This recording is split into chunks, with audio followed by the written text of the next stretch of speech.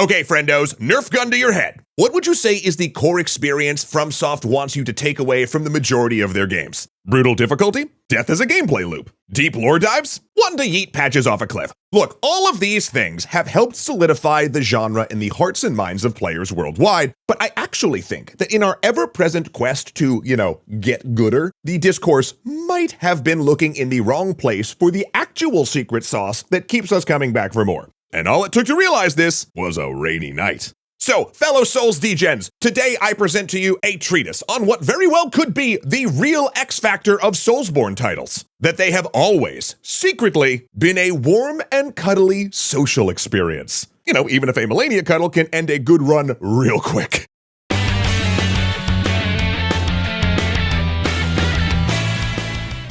Want to support our shows, but in the most capitalist way possible? Then why not snag a shirt, mug, puzzle, or plushie from our merch store? Though, full disclosure, Zoe Plushie might privatize nap production.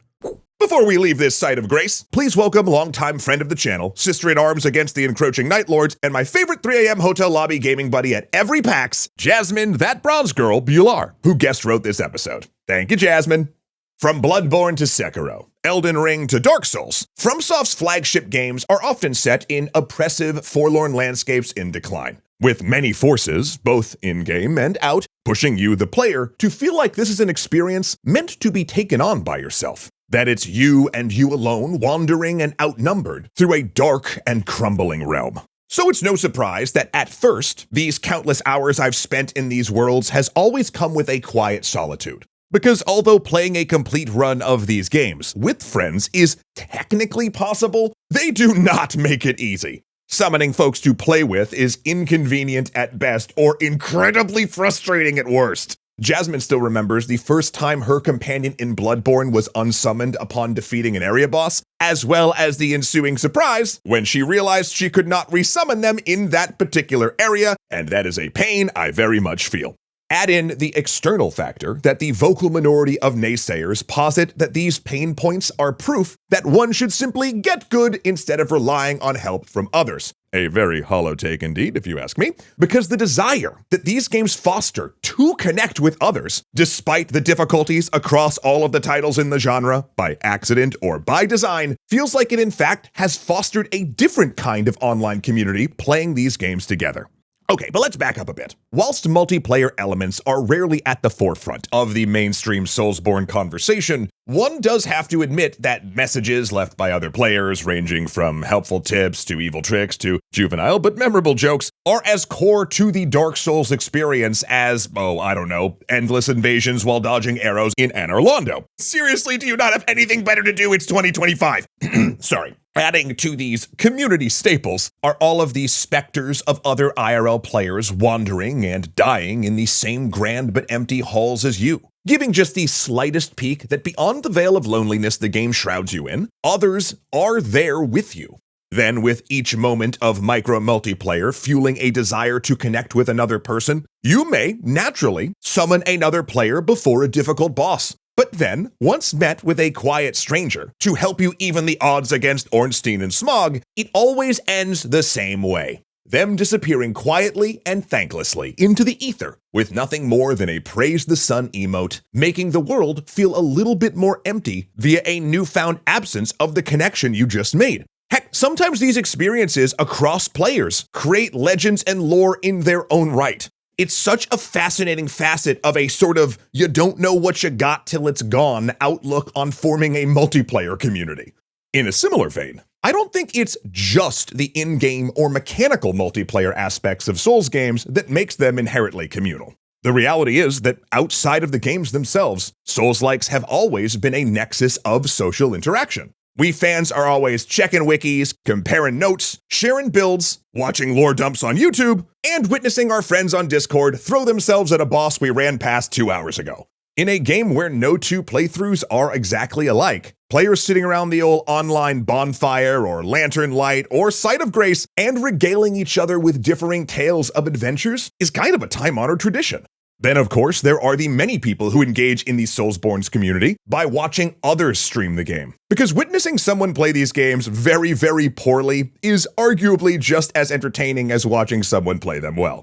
And we maidenlists clearly do like to watch, with Souls-like games being incredibly popular on Twitch, as evidenced by Kai Cenat's Elden Ring stream peaking at over 285,000 viewers. Not to mention the community also rallies for tons of feats of prowess, like no hit runs, or the most difficult boss being downed with a Dance Dance Revolution pad or something. Conversely, the popularity of on-screen death counters and live heart rate monitor feeds tells us that even if you aren't breaking any records with your run, the community will still be there to cheer you on as you fell market on your 40th attempt. I mean, they certainly did back in the day when I created my own 2 challenge runs. We ran Dark Souls and Elden Ring Fit on our Twitch channel a while ago, wherein I combined the mental challenge of beating both Dark Souls 3 and Elden Ring with the physical challenge of having to exercise every time I died. And I'm still waiting on that Bloodborne remaster so I can get back in shape. There's really no other way to do it.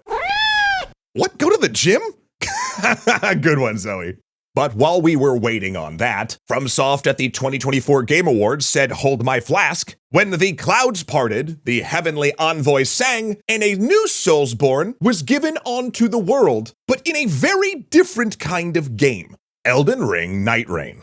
A both entirely new and not so entirely new roguelite installation of the Elden Ring franchise, where playing cooperatively with others is the constant focus as opposed to subconscious vibe. Whereas the original Elden Ring is a non-linear game in which slow exploration, experimentation, and lore discovery for the individual are front and center, Nightreign's gameplay loop is quick and snappy and encourages switching up characters and builds for every boss as a team. It requires adaptability, speed, and good objective callouts, none of which are necessarily required to thrive in the original game. This kind of shakeup isn't necessarily new as far as video game sequels go, but there still wasn't any guarantee it would work. In fact, just for a quick tangent, for a little contrast, let's take a look at another game that came out around the same time at a similar price point, FBC Firebreak. I promise you this is all going somewhere.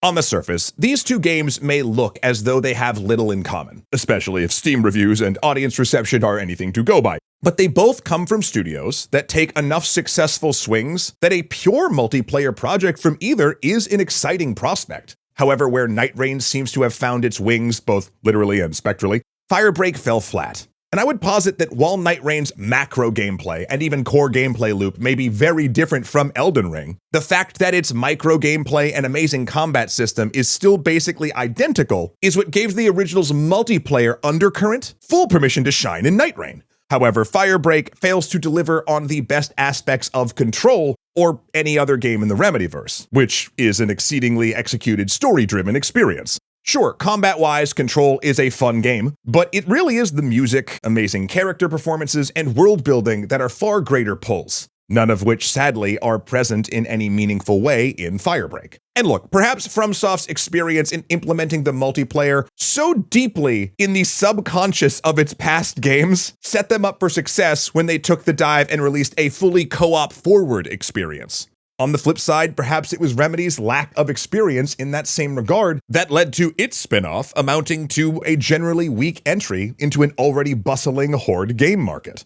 To be clear, that is not to say that Remedy is a weak developer by any stretch of the imagination, but rather, even the best studios can sometimes fumble on their first try nailing the fabled multiplayer sequel if multiplayer elements are not already baked into the games that the studio has done in the past. I mean, I know this is opening a different can of worms, but Rocksteady Games made Arkham Asylum, City, and Night, all certified bangers, but failed to stick the landing with the multiplayer looter-shooter Suicide Squad Kill the Justice League. Of course, I could put on my tinfoil hat to explain that as well, but let's not go there. And by this point, you're probably screaming at your phone or whatever, being like, "Matt, Nightreign is not a perfect experience, what are you talking about?" And I agree.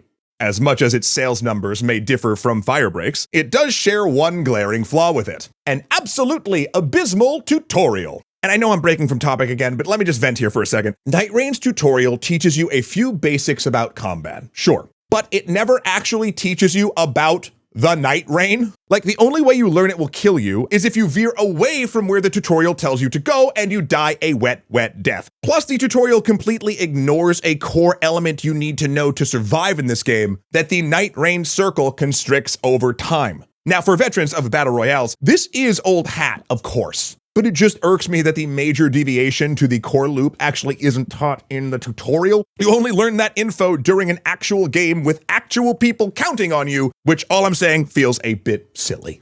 But come to think of it, during my first uninitiated foibles was where my faith in this game being the natural evolution of FromSoft's core multiplayer experience was rewarded. Because when I died and braced myself for the inevitable deluge of disappointment and disconnects, it never came.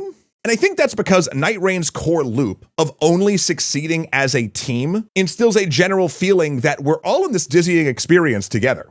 Sure, you can run off on your own and do your own things and ping your own locations, etc., but it's pretty clear from the jump, the safest way to move through the game is as a unit. Oftentimes, the general public views the Souls-like community as a toxic and unfriendly place to new or casual players. My experience with Nightreign, however, has shown me something a little different. And sure, look, there are bad actors and people that don't take enough time or just slam that ping button over and over and over again. But more often than not, whether I'm playing with friends or a rando wilder named Dumb they're gonna throw themselves into the jaws of the equilibrious beast's madness to revive me when I'm down. Because that's the best chance of us all getting out of this alive, and if you are watching this, thanks, buddy. Though this culture of paying things forward and helping each other out is fostered by other design elements as well. For instance, the many consumables and signature character abilities that benefit the rest of the party more than the individual, signaling again that cooperation is key here. And even when players do drift to different parts of the map, the game's very nature of the accursed rain coming pushes us all back to a single spot at the end of the day, reminding us that we all have to stand together against the night. And while that live together, die together design intent does make Nightreign sing, perhaps the reason it was able to transcend where others fell flat, making the jump from its progenitors, is because other Soulsbornes trained its audience to be open to that idea from the outset, even if the core gameplay loop is different. These games have always encouraged cooperation for cooperation's sake, with oftentimes no tangible reward other than the satisfaction of helping out another player on a boss that you have a particular grudge against. I know I have camped with my summoning sign out in front of the Godskin duo a bunch because screw those two chuckleheads in particular. So Nightreign, despite its frustrating res mechanics and unlucky drops on occasion, still really hammers home an aspect of this genre that I love so much that I hadn't considered before Jasmine brought this idea to us. I mean, in Miyazaki's own words, quote, "Our approach to these games, not just Elden Ring, is to design them to encourage the player to overcome adversity. We want players to use their cunning, study the game, memorize what's happening, and learn from their mistakes," unquote. At the end of the day, that core gameplay experience holds true whether you are overcoming adversity through rote memorization and a solo grind, or getting through with tools that the developers gave you, like summoning spirits, strangers, or maybe even with a little help from your friends. And since there are countless ways for players to assist each other across the gambit of FromSoft titles, to us that signals that Nightreign isn't just a co-op spin-off of Elden Ring, but a natural evolution of the camaraderie and multiplayer elements of the genre as a whole. Because we believe that that undying spirit of jolly cooperation might just be the keystone that makes a Soulsborne so special, and the real getting good is the friends we end up getting along the way. Actually, on that note, Zoe, Jasmine, that Everdark Tricephalos ain't gonna slay itself. Hey, small girl, big hammer, I don't make the rules. If you're loving the return of EC, then a great way to support us is by picking something up in our merch store. We've got mugs, shirts, pins, plushies, even a new Zoe puzzle. You can check it all out by clicking or scanning here, and then once you've, checked out, you can check out our next video here. That sounded better in my head. Would you believe that Angelo Valenciana, Arls posting, Dominic Valenciana, Hunter Z, Joseph Blame, Kuya Koi, Lotus Wolf, and Ziliad's Architectures were not only the best legendary patrons, but they were the first words I said this morning when I woke up, because I just rolled out of bed.